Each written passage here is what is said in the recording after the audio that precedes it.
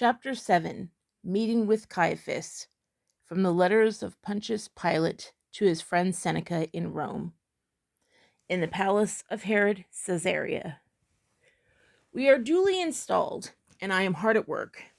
I sit from morning to night, studying reports from every quarter of Judea, going into accounts, listening to petitions. I really believe that for the last 12 months, Valerius must have saved up every difficult and disagreeable question for me to settle.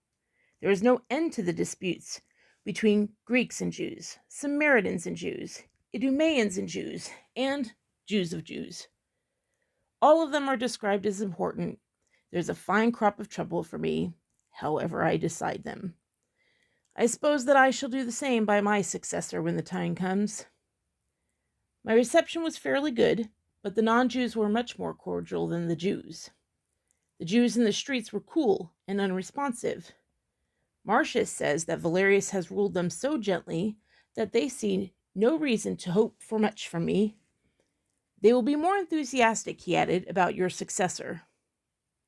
When I reached the palace, I found the high officials gathered to welcome me, my own staff, representative of the two Herods, and the high priest from Jerusalem. The high priest is one Joseph Caiaphas. He is a tall man, imposing in appearance, suave in manner, and, I should say, of supple mind. I observed that his mere presence made a great impression on everyone. There had been great discussion on whether he would come to Caesarea or wait at Jerusalem until I paid my first visit there.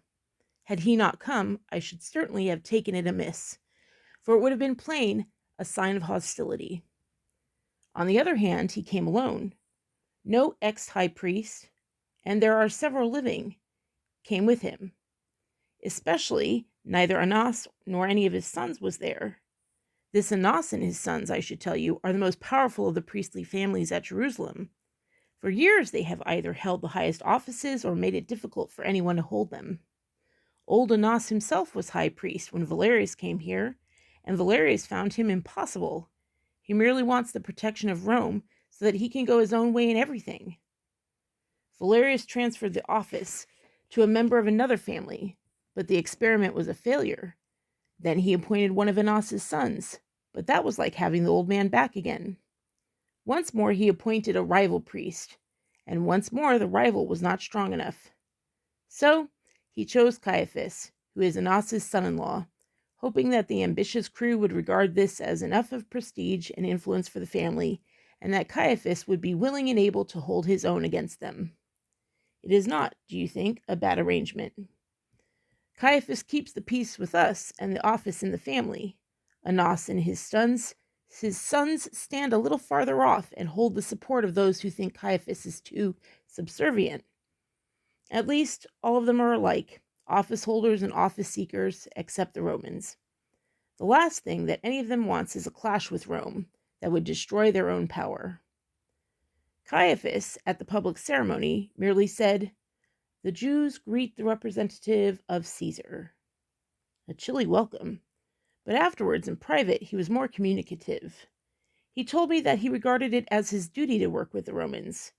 He said that his people, as he hoped I knew, were passionately attached to their independence, but that he and the great Jewish families recognized that they could not struggle against Rome.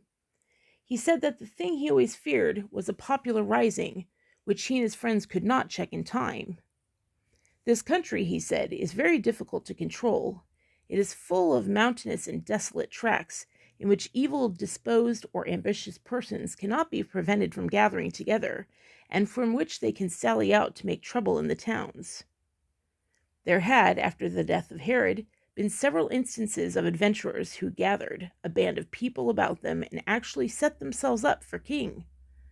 One of them might be a mere bandit, another might be a political rebel against any sort of foreign rule, a third might presume to lay down the law about religion. In any event, there was danger. The common people were extremely ignorant. I was amused to see the contempt with which he spoke of them, and any sort of leader with a gift of action or of speech meant to them someone who might restore the liberties which they had once enjoyed. Besides, he said, speaking very quietly, you have to remember that all Jews believe that someday, a distant day, I am afraid, this with a smile, A deliverer will arise who will restore the ancient glories of our people. I do not pretend to understand their religion, but I gathered that the coming of this deliverer, Messiah he called him, would be incompatible with government by Rome, or by any other power. I must ask Alexander about this. The voice of Caiaphas was equable, almost casual, as he talked to me. I take it that he and his friends will support no rivals, be they kings or messiahs, who endanger their authority under Caesar's governor. I thanked Caiaphas and asked him where Annas was. He replied that Annas had a cold, and in any event seldom left home. He would present himself to me at Jerusalem. I said that Annas had several sons, one of whom had been a high priest. He answered that it would not be seemly for them to come in the absence of their father. I imagine that the old man completely overshadows them. Caiaphas and I understand each other, I think, but I shall need to watch him. The position is extraordinary. I wish that you were here to study it. As I look out from the palace, I see below me this town which, apart from the Jews, is full of Greeks, Egyptians, and the rest. Away to the south is a strip of plain along the sea. Behind it are foothills, and then, rising behind them, a barrier of mountains, bare and rugged, among which dwell the real Jews, stiff-necked and obstinate.